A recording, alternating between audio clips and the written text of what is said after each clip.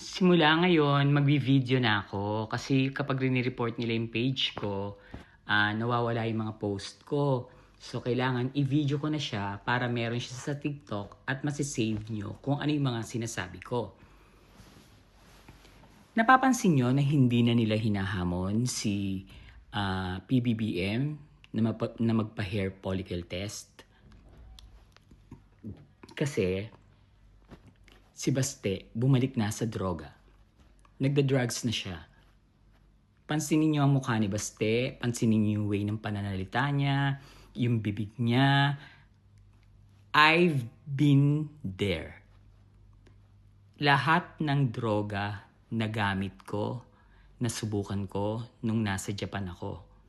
For 21 years ng pagiging hostess at 2 years ng ibang dishwasher, ang dati kong jowa sa Japan ay isang drug lord na Yakuza.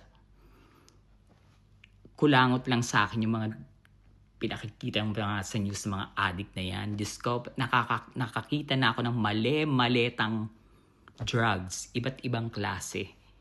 Dahil nga yung pinaka-head ng Yakuza ay naging jowa ko nung time na nasa Japan ako. Pero, hindi ko sinubukan yon sa harap niya kasi baka maubos ko. Wakeme. Si Baste, hindi naghahamon ng hair follicle. So tayo naman na maghamon. Baste, magpa-hair follicle ka nang naka-live. Ha? Ngayon namin binabalik sa inyo yung sinasabi nyo na magpa-hair follicle ang presidente. Kasi anytime ready siya. Sa totoo lang, ikaw Baste, magpa-hair follicle test ka nga. Yung live ha, hindi yung picture lang, di ba?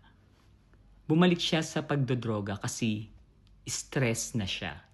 Kung mapapansin nyo kung paano magsalita si Basti ngayon, kuwang-kuwa niya ang pananalita ng kanyang tatay. Dahil siya ngayon ay tinitrain ng personality chururut impersonation kemirut. Yan ang training ni Basti ngayon. Ang gayahin ng pananalita ng kanyang tatay, pati yung way ng pagjo-joke. Panoorin nyo siya.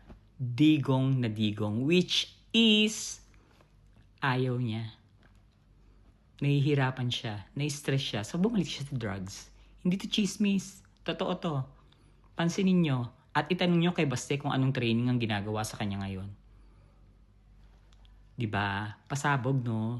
Thank you sa mga angels sa Davao. Chururut, tusak, pa-hair follicle. That's nga kayo. Tapang-tapang niya dati magamon. Tapos lalo na yung si Kati Binag. Sinungaling naman. Tao naman yan ni Marcoleta sa Senado. Yan ang chuchu.